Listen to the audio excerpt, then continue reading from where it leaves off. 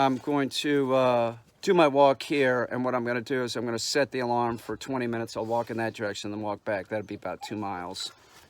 Remy's with us, but I'm going to leave Remy to watch the car. Watch the car, Remy. And there's a reason why I'm doing it here. One of the main reasons is that I have trail cams set up for Bigfoot, and also Tonka's used to coming here and hunting, and we are going to hunt here, but I need him to be a lot more chill because we're also going to look for mushrooms. So he's going to come with me to look for mushrooms this spring. I don't want him thinking that we're hunting. He's already acting. Tonka, come on, dude, back up. He's itching to go, and that's not the deal. Heel. He's about to jump out of his skin. See this broken tree there? You know what causes that? Sasquatch. You don't think the wind does that, do you?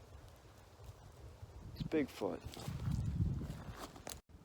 See that old couch or whatever that is there? They love that. The Bigfoot, they will fornicate on that. That's no shit. They're filthy animals. They like that. They like that, though. It's comfortable, I guess, to do it, you know? There's probably lice in that thing. There's lice in Bigfoot. Definitely. Come on, it's covered in fur.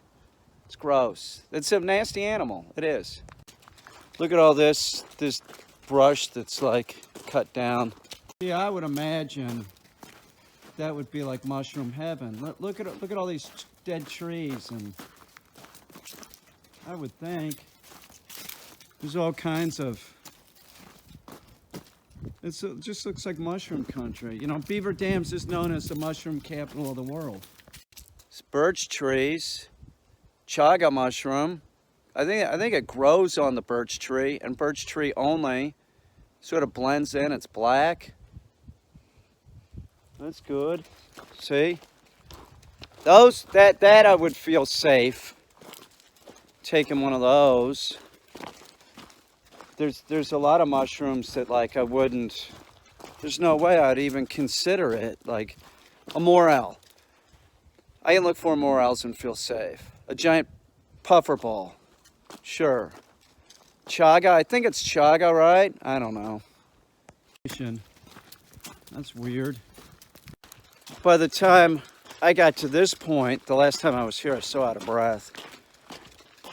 I wasn't walking daily. You know, it's a hill, but I don't know. The other reason why I'm here is to get used to walking on uneven ground, because it's a lot more difficult. A lot more difficult. See this right here? That's a chaga mushroom. That right there. I'm not really sure what you do with it. I know that they use it for medicinal purposes. That's all I know. But that is what this is. Tonka, heel!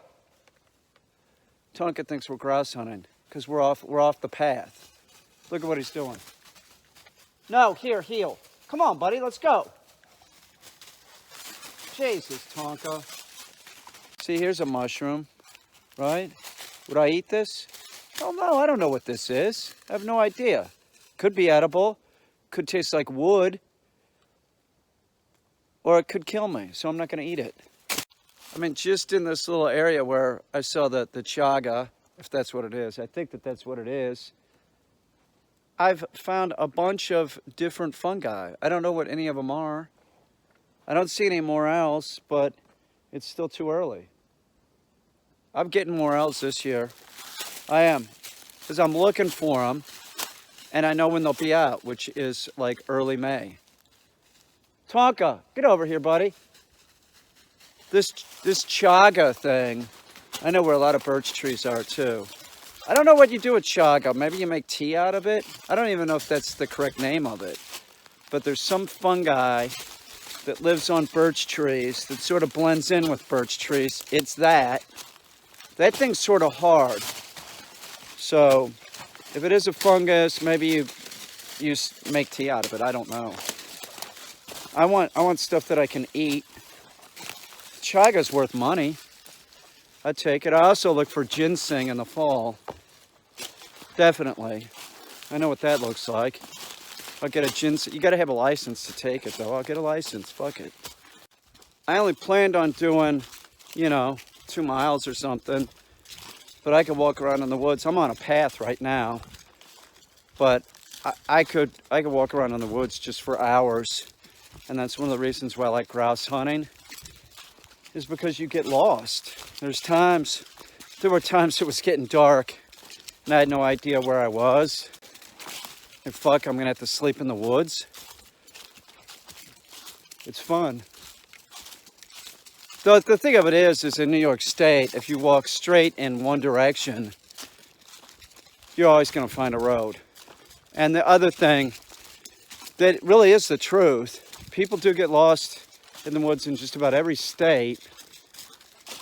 And when it's green, you can be 10 feet from a path and it's like a wall of trees and you don't even know where the path is. You just keep missing the path. There's people that get lost and then, not in the summer, they don't die, but I mean, it does happen every year. The thing about the chaga is that I could see without the leaves. I could see deep into the woods. I can see the chaga because it's black. It's like a black bulbous thing coming off of a birch tree. And, I can see birch trees off in the distance. I don't know what you're supposed to do with that. I think that it isn't one that you eat. I think that that's one of those that, they use for medicinal purposes. And I'm disbelieving of all that. I am. I'm pretty much Western medicine. I don't know. As I get older, I think that maybe I'm more accepting of it because I'm closer to death. I'm making Tonka stay close to me in the woods, which usually he's out in front. Get back here, Tonk. See, here's birch. It'd be on that, but I don't think that it'd be on it if it's dead. Some fungi like dead trees. Some fungi don't like trees at all. Some fungi like roots. They like the root system. It all depends what you're looking for. Florals, I think, like to be around oaks. I mean, this is the kind of shit I could just walk around in all day. Here's some fungi.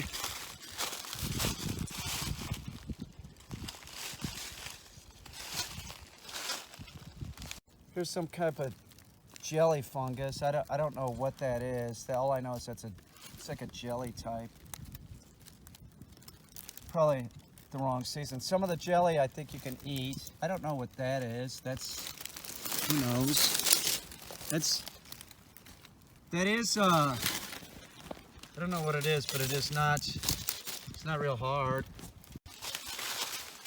Now, one thing that I did find out about mushrooming is that, and I did not know this, that in all year, even in the winter, there's fungi you can eat. I had no idea. No idea. I figured it was only in the spring and summer. And fall. You'll see them in the fall, but they're, like here's an oak tree. So I do believe that this would be a place that you might see a morel here in May. I think it's oaks. I don't know. I'm just going to go out and look for them. Check into, if there are truffles in the United States. And there really aren't. There's some kind of false truffle or something. But there are now because they inoculated a bunch of oak trees in, I think, Napa Valley. So, and this was quite some time ago. And I believe that they're having, luck finding truffles. Now they need truffle dogs trained, which I could do. No problem. I'm good with scent works, like one of my specialties. So I do believe my next dog I will train to find truffles. And I'm thinking about it'll be a small dog. Tonka, here.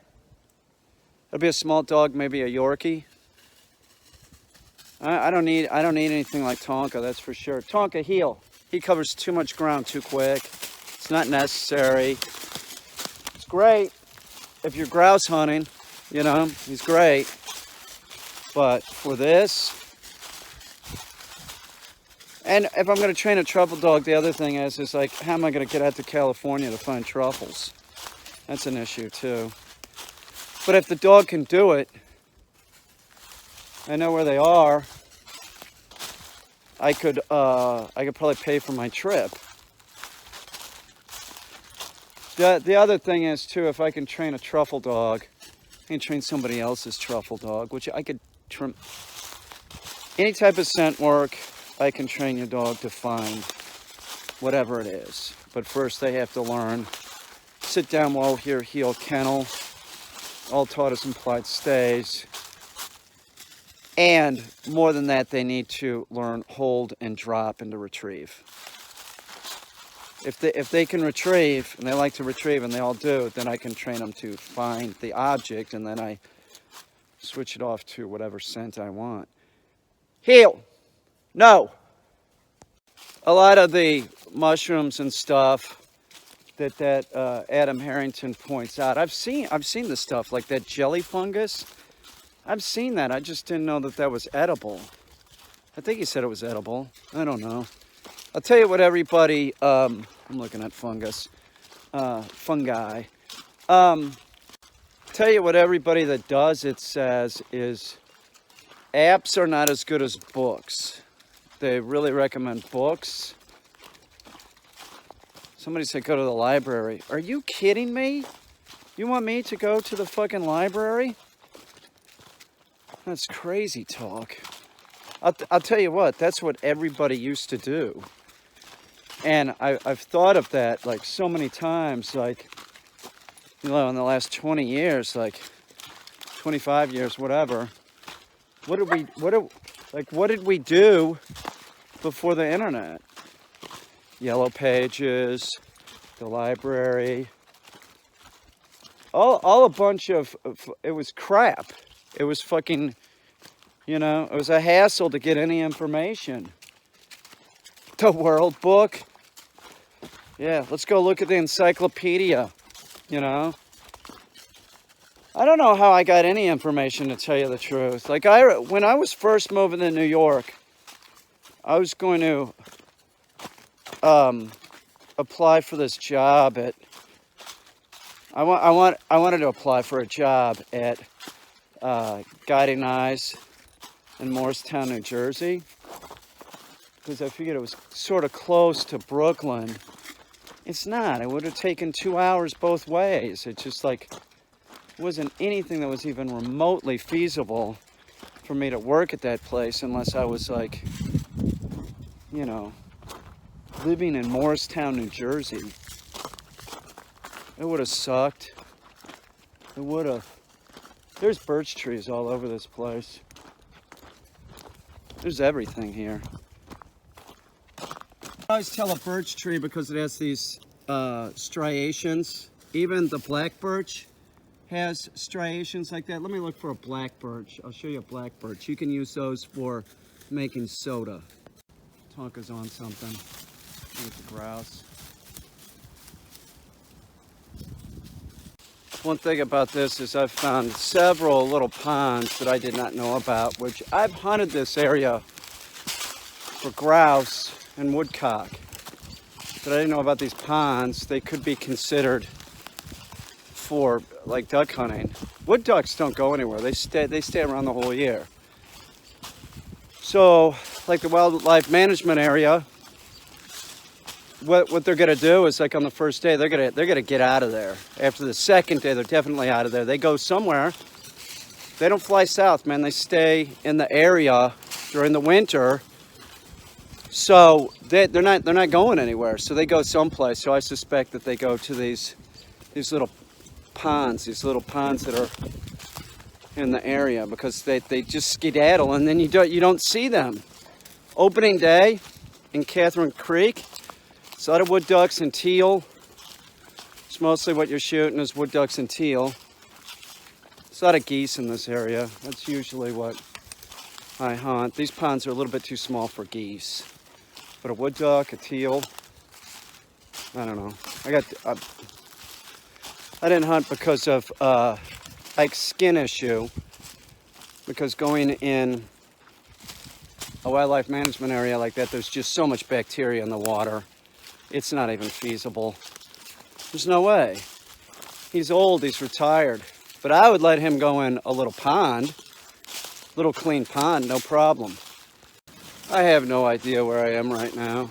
I'm totally off the path. It's like you get turned around, you know? That's one thing that I like about it. I like hunting, is because I get lost and stuff goes through my head of like, well, what if I had to spend the night in the woods? I've never had to do it, but if I did, I'd probably have a good time. That's the truth. Remy wouldn't be with me, so I'd be worried about Remy. So I would never want to spend the night in the woods unless Remy was with me. That's my pigeon. I love my pigeon. She's great. Yeah, I've been walking for a couple hours. I'm totally lost. I have no idea where I am. There's a road back there. I don't know what road it is. I'm gonna try and go back the other way. You know, what are you gonna do? Make me walk more. That's what it's gonna do. It's gonna make me walk more. I'm starting to get worried that I'm gonna hear banjo music. Somebody's saying, you're gonna squeal like a pig, boy. I got a big knife with me. I'm not squealing like a pig. No way. No way. I don't want to be Ned Beatty. I got Tonka with me. He'll protect me. No, I wouldn't. Tonka, if I had a heart attack, he is not Lassie. He would probably go off and start looking. Oh, look, Caine's taking a nap. He'd start looking for grouse and shit. He would not help. He's a dog. It's unrealistic. It isn't unrealistic that I get hurt in the woods. You're supposed to tell people where you're going. I never do. I never do. I don't know. Tonka, heel! Got a 8-month-old lab puppy sees Tonka. The house isn't, it's not fenced in. Dog almost got hit by a car. I screamed at the dog. It stopped. You know, it sees Tonka. It's coming out to see the other dog. Lab was real close to being dead. And then it comes out.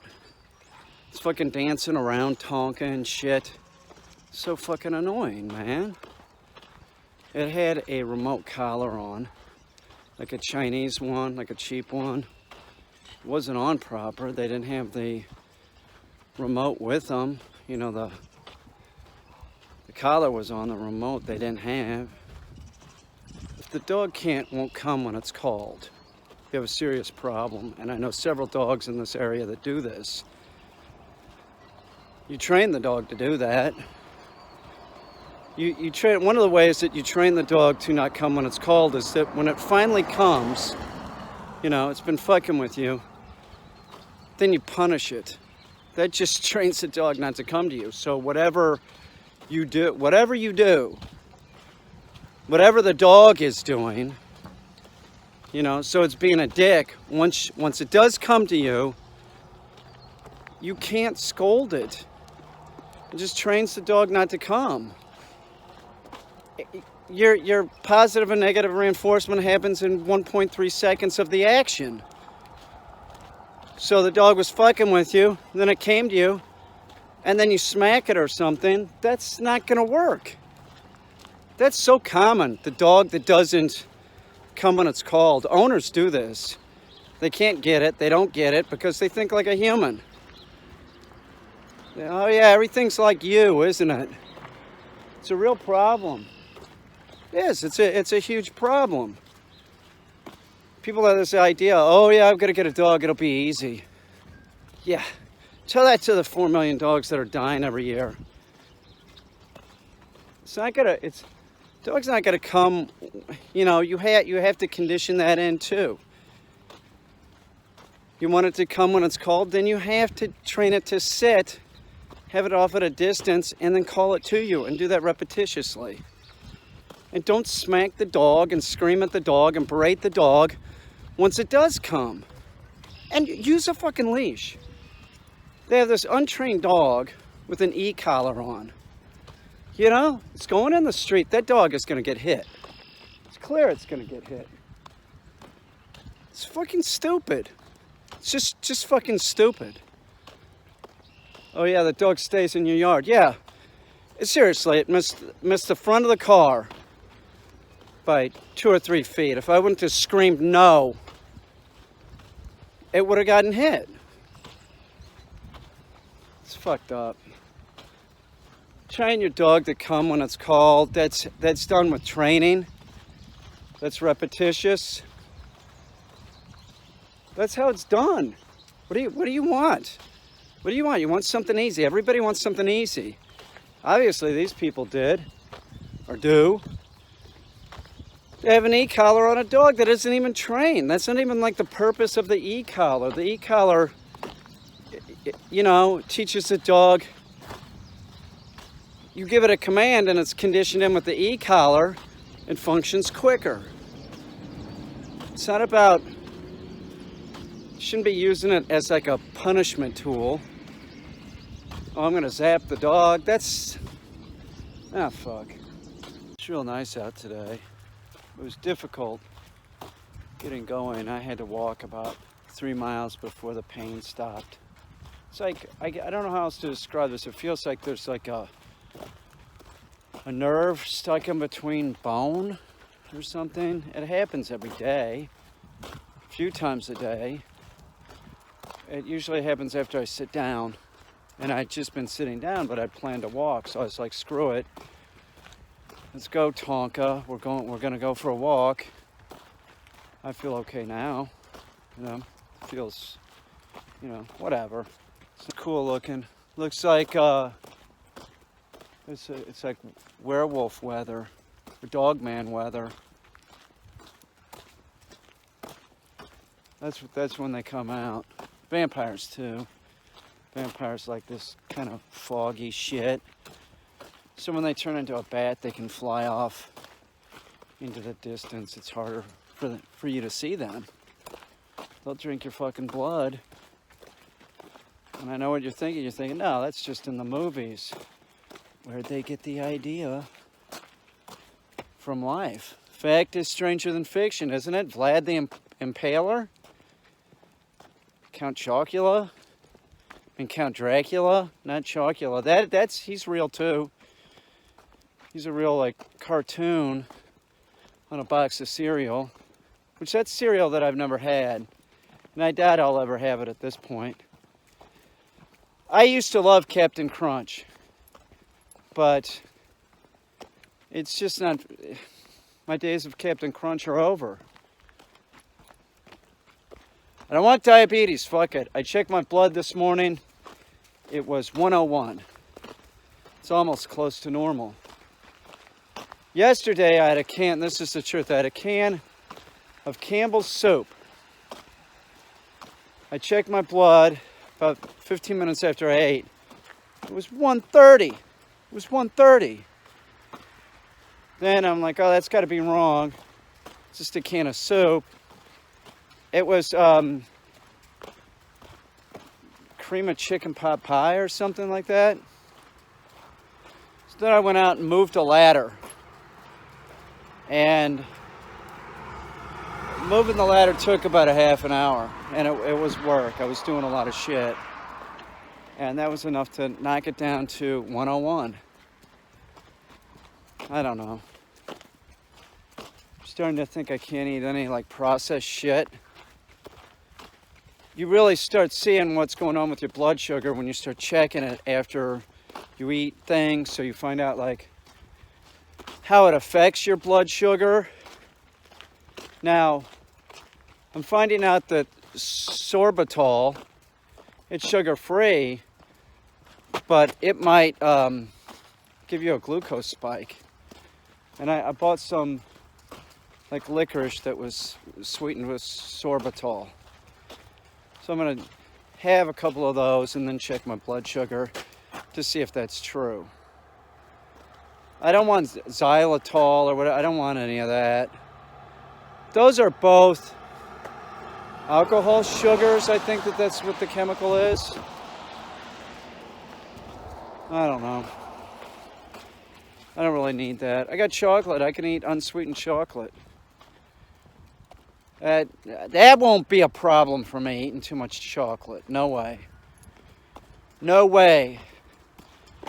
Just like Red Bull wasn't a problem. It wasn't. It wasn't a problem. I just liked it a lot. Red Bull, deliciously sweet and effervescent. That fruity sort of cranberry flavor that stays in your mouth, like even after you finished it. It's delicious. It is. It's a good soda, that cranberry Red Bull. It's tasty. It's too much sugar. My suggestion to Red Bull, now they don't listen to any of them. I've suggested Red Bull root beer. They don't listen. They should try making Red Bull without caffeine. Make a Red Bull like sugar-free, made with stevia, no caffeine. Then you'd have like a delicious drink that people might drink. Don't use saccharin. Don't do that. Doesn't that shit cause cancer? That's no good. And what's that other one? There's the real art of, like, see, that's the sorbitol. I don't know if I should be. And xylitol. I don't think I should be consuming too much of that. A little bit, maybe, but there's a tribe of Sasquatch that live up there. It's a buck, a squaw. There's a papoose. They're large ones too. They are. The male, the buck, is probably, I don't know, 11 feet tall. I haven't even seen these. My neighbors have seen them. They said that they come down and drink from, they've seen them drinking from puddles beside the road, like at night. And they'd be driving down the road and there's a Sasquatch on the ground drinking from a puddle, you know, lifts its head up, stands up, and then hauls ass back that way. Now, why they're drinking from puddles, I'm not sure. The belief is that they do it because it tastes better to them. It wouldn't taste good to us, but, you know, they're not the smartest creatures. I hate seeing this garbage, you know. Dunkin' Donuts and McDonald's. What the fuck?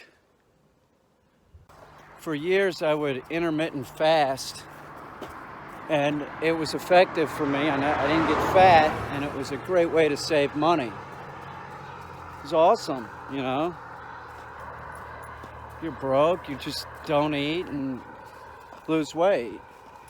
Now I'm sort of stuck spending more money. I'm eating better, but I'm spending a lot more money. And the goal is to not let yourself get into that hunger state.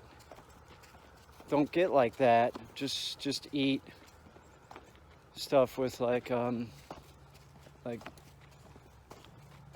vegetable fat, like that's filling, meaning seeds and avocados and stuff like that.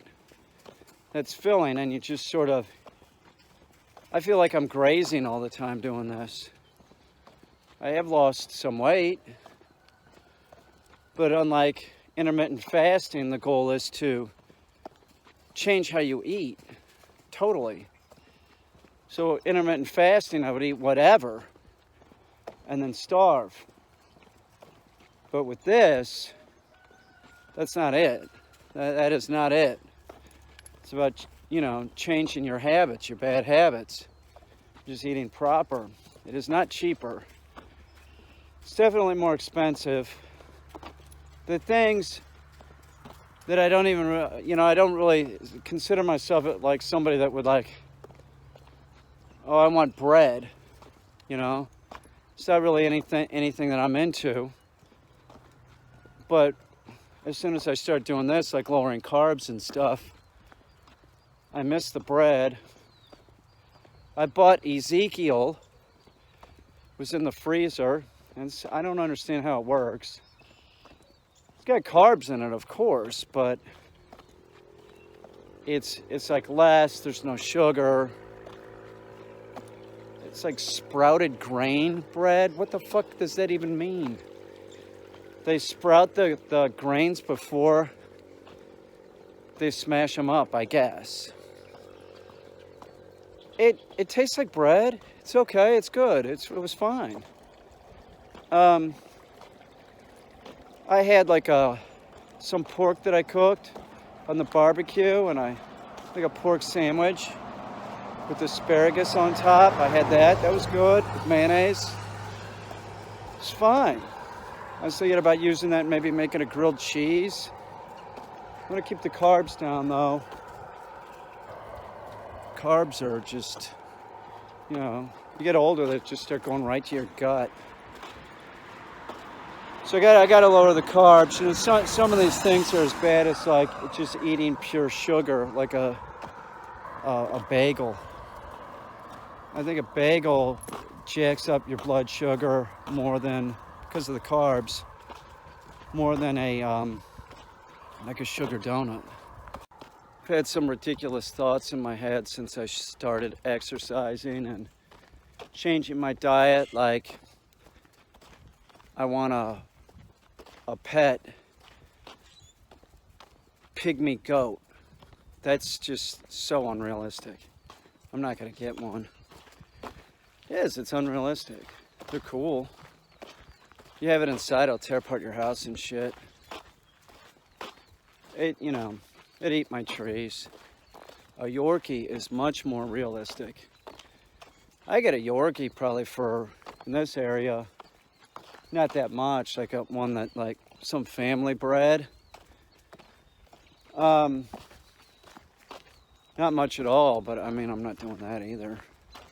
This is no big deal, you know. It took me about a day and a half, you know, to figure the damn thing out. It was easy. But, yeah, right after, you know, I saved that general's daughter, that's when it happened. You know, I was just walking down the street. You know, I was incognito, of course, and I was walking down the street in Berlin, and, you know, I jumped the fence. Oh, you jumped the fence, no shit. That's awesome. Tell me more, Mango. Yeah, I didn't even know who the motherfucker was. You know, I just saw this German Shepherd in this backyard. And I'm going, you know, that's a hot-looking piece of German ass. So I jumped the fucking fence, and I'm back there rutting on this bitch. You know, and then all of a sudden the guy comes fucking running out. No shit, he came running out? Oh, yeah, he was fucking, you know, he's furious. He was like, you know, talking German and shit. No shit, so he talks German and everything? Oh yeah, he was screaming shit. Blondie this, I think his dog's name was Blondie, and, you know, I'm locked on, I'm trying to finish the fucking job, and, you know, here comes Hitler chasing me with the fucking broom. No shit, so it was Adolf Hitler's dog? Yeah, it was fucking Adolf Hitler's dog. I didn't know, you know, if I knew it was Hitler's dog, I would have been more careful and just kept going back to get that bitch pregnant. That'd fucking piss him off. Fuck, he knew I was putting my Mexican jizz in her too. I would have fucking stayed around. You know, but it was Hitler, and he's just fucking not a very nice guy. Yeah, Hitler sucked, dude. Yeah, that's a great story, Mango. Thank you for sharing.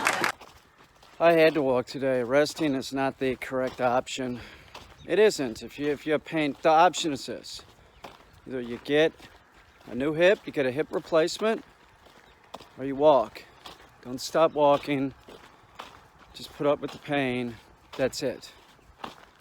Hip replacement is so unrealistic for me to even, like, just don't even think about it. Just, it's not gonna happen.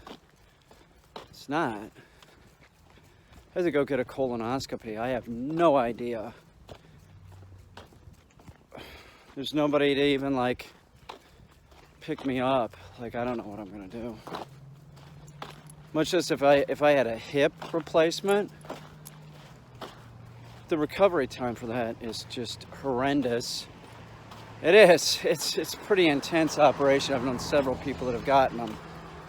They work out in the long run, but you're not good to go. You can't even drive a car. You know, you can't drive a car after that for a while. You know, I think my friend Judy, it was like a couple months. It's not, they take your leg off. They take your leg off. They pull it out, you know, not totally off because there's still like stuff attached, muscles and stuff, but they take your leg off, cut that ball off and replace it. And then I think it's replaced into a new socket too. That's not, you're up and walking, you know, normal in a couple weeks. It's very intense. Yo, what's up, Ike? Nothing. Where have you been? I was up on Broadway with Caine. I told him I'd get him laid. I was looking for a prostitute for him, and we found one. But she wouldn't have sex with him. Bullshit. No, she wouldn't. She said, your money's not good here, Quasimodo. Get the hell out of here.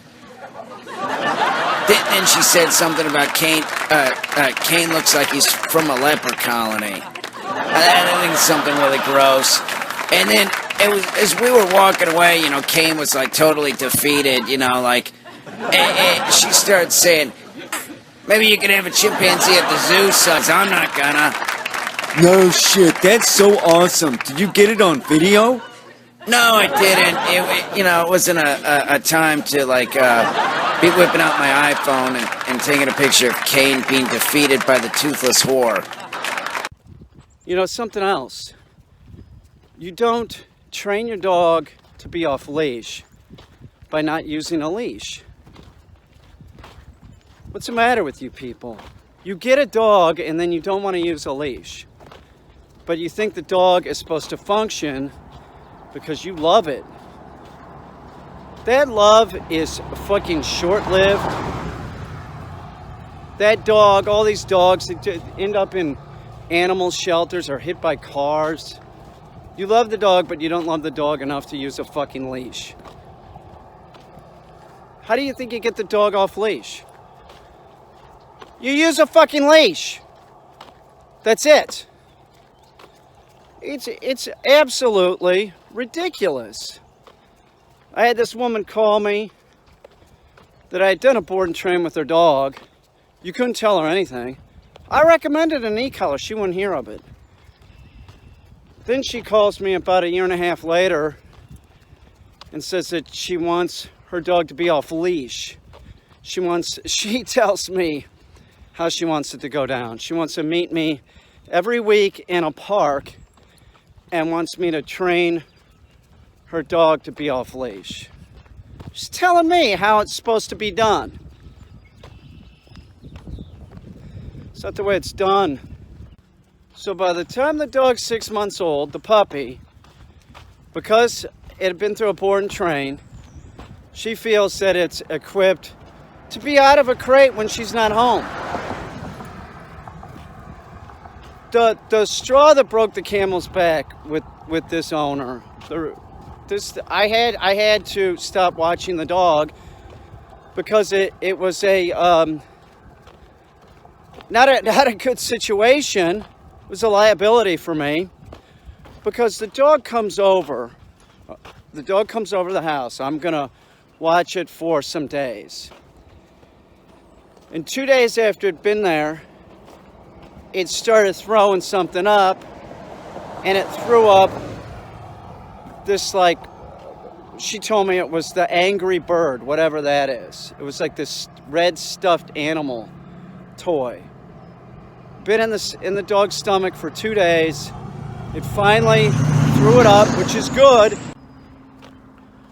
So I it throws this red thing up, and I showed her a picture of it. I said, "What's this?" And she's like, "Oh, that's the angry bird. I didn't know what happened to that."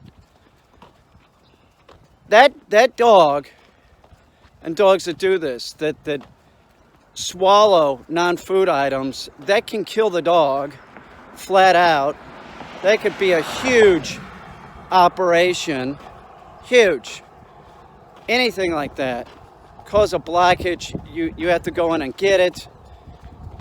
So, say something like that happened where the dog is dilapidated. It's been with me, and I don't know why it's dilapidated. I'm not letting it run around my house, chewing stuff up. The stress that I would have to experience taking the dog to the hospital, waiting to find out what was inside the dog, thinking, well, maybe it got something with me. No way. I refuse to deal with her anymore. That's the other thing too. I told this woman pet food, no good, no good. She was just insistent upon giving the dog pet food. You could tell this woman anything. The not crating the dog and sending the dog over after it had eaten something like that was just like, I don't know. She didn't seem to think that it was that big of a deal. I've had that happen a few times. Did a board and train with the dog, and then the dog comes over, and then the dog, I can think of this one lab that came to my house and was throwing up panties. Once again, somebody that wanted to take the dog, you know, we're not going to crate it any longer. You know, you just, okay. I did not scream at the lady or say anything rude to the lady that had the dog off of a leash, but what I was thinking is, you're an asshole. You're an asshole. I have to stop walking because your dog's not on a leash. You have no control of it and it's not trained, and you can't get a hold of your dog, and your dog almost got hit. Just kept thinking, what a fucking asshole. What's the matter with you? Why do you even have the fucking dog? She's got a little kid. She had a kid that was in the street too.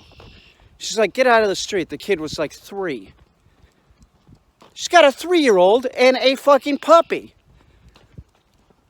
How stupid are you? You don't have enough on your plate with the 3-year-old. You have to get a puppy. So stupid. So stupid. You don't have enough work. You need a dog. Getting in fights, that's like one of the worst things. It is.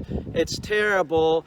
And one of the reasons why it's really terrible for dogs is because when the dog is in the fight, they're not thinking. So if you try and break the dog up, they turn, they'll get you. The dog that you think loves you is going to turn and bite you because it's trying to kick ass and you're getting involved. And the worst part of this is that if the dog bites you, you go to the doctor, you have to say whose dog it is. The health department is going to, in most areas they're going to, that's a mark against your dog. In New York State, there's a 3-bite law. So if your dog gets in fights with other dogs, just know that the dog will turn and bite you. They don't think, they respond. Do you understand this? Dogs don't think, they don't ponder thought, they respond.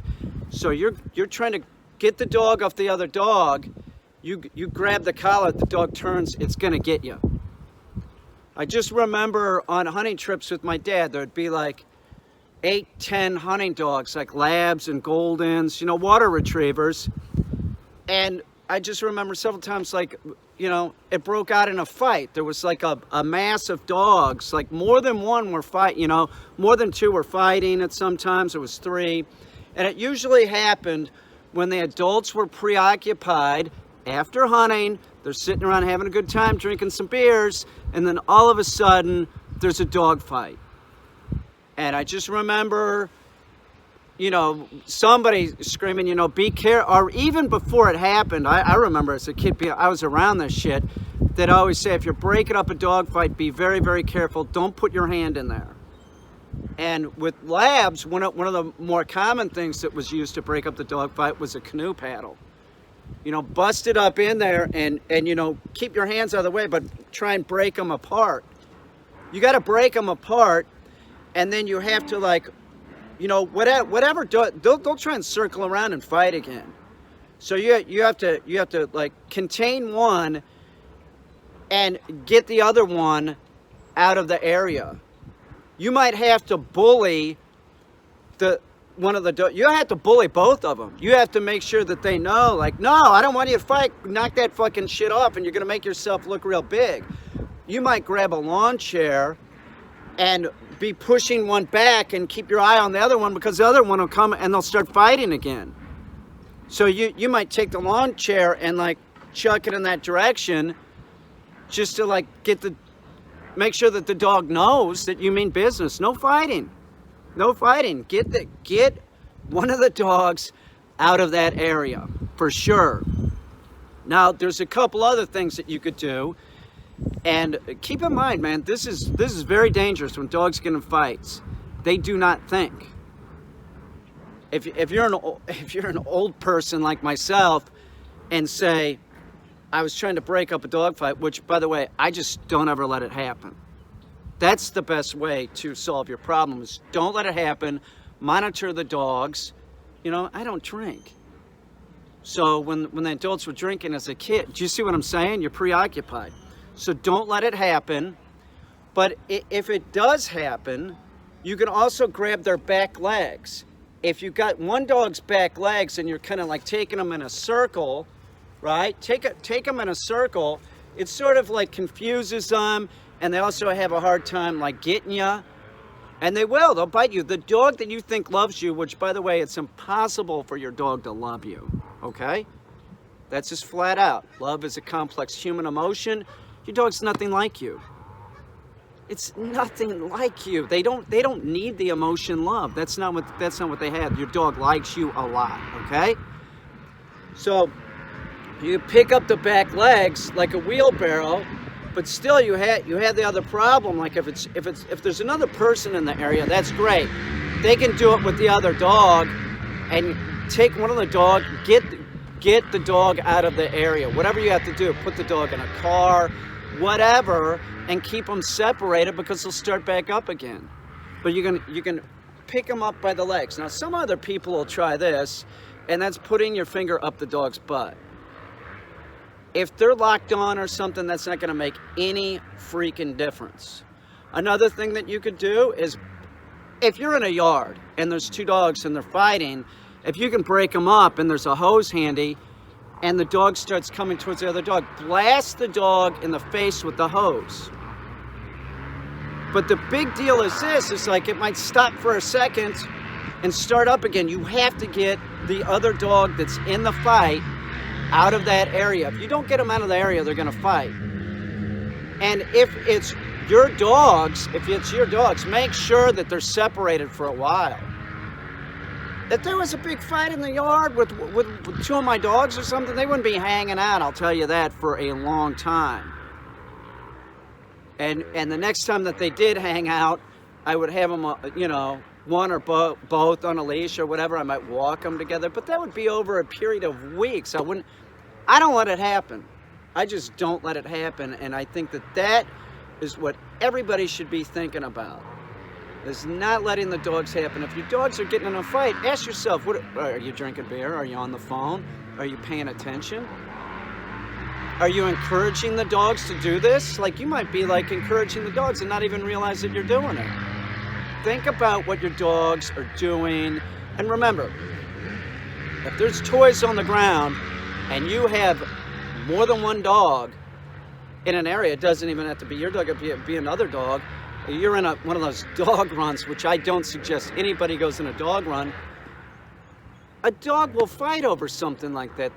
They'll start guarding it, and then the other dog comes up, and then a fight breaks out. If you have more than one dog, you should have nothing on your floor. And even if you have one dog, you should not have any toys on the floor, because it ends up being the dog's possession. So that then the dog starts, guarding its toy from you.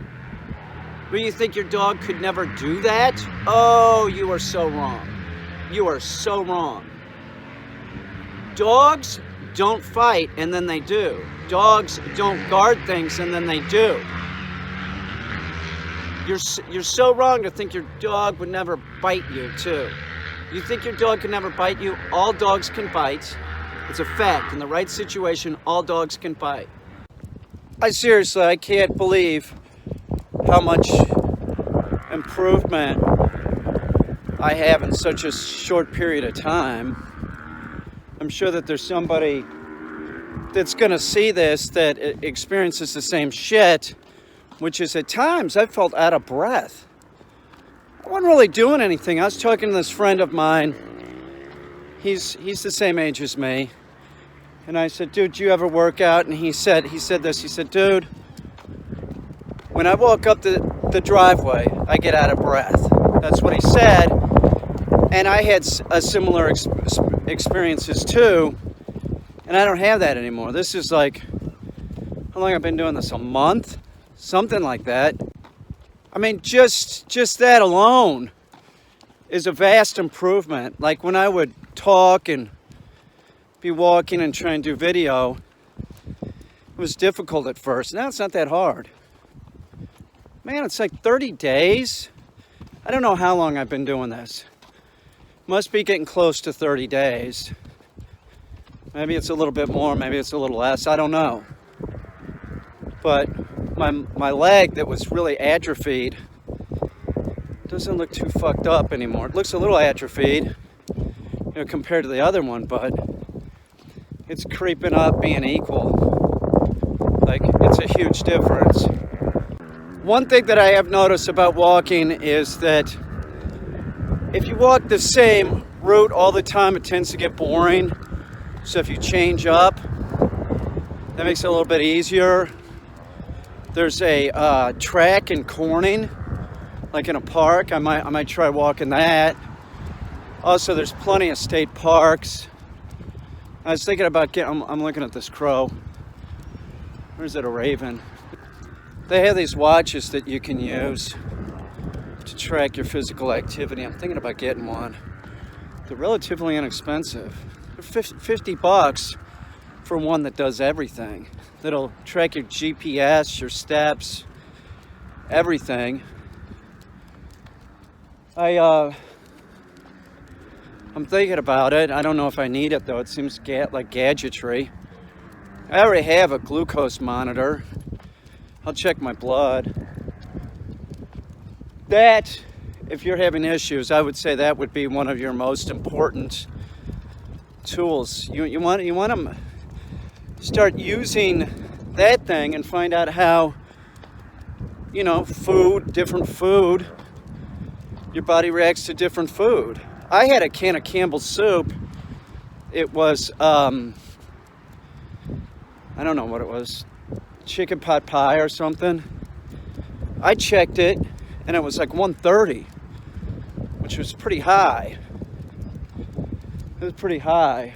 So, no, that's the thing about your blood sugar is like, yeah, processed sugar, all sugars, they're bad for that. Honey, maple syrup, it doesn't matter if it's natural. Fructose, let's be honest. White sugar, that's natural. That comes from the sugarcane plant. But it's not good for you. It isn't. As type 2 diabetes, which I do not want this.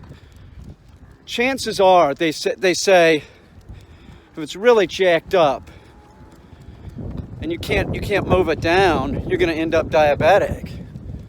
I can move mine down though. One, I can change my diet. That's been a drag. I miss a lot of stuff. But two, I'm a person that commits to something and I stick with it. So it's like dog training. Like people that don't commit to shit, or like they're terrible with their dogs. It's not going to work unless you have some type of personality where you can stick with something. Disciplined people have better luck with dogs and pets than people that aren't disciplined. Or somebody that might feel guilt. If you have guilt, you might be better with a dog or a pet. if you don't feel that much guilt, dog annoys you, you can just throw it in the backyard. Which I just find that dogs that live in backyards, they don't have such a good life. It's just easy to like forget they're out there. You know, you're tired, or you went and had a few drinks after work or something. You come home, and then you wake up in the morning, you're like, I got to get to work. I forgot to feed the dog. It just doesn't work so good. I do not recommend it. I mean, people just think that you can get a bird and keep it in a cage. It's unbelievable. That doesn't go well at all for the bird. People can't really read birds very well, so they don't see that the bird is just miserable. I guess if I was going to give any advice, it'd be the same advice I'd give with just about anything. If you know you're supposed to do something, do it. Don't put it off. You know you should train the dog, train the dog. Get it done, and then you'll feel better because you did. You said that you're going to walk daily. I just tripped over Tonka. Keep walking. That day that you don't feel like doing it, it's very important that you get out there and do it. Don't puss out. Down. Just go out there and do it. And when you get it done, you'll feel better that you did it. Keep you having a positive attitude. That will definitely help. If you just are like, I don't feel like doing it today, you're not going to end up doing it. You need to change your attitude. Get out there and do it.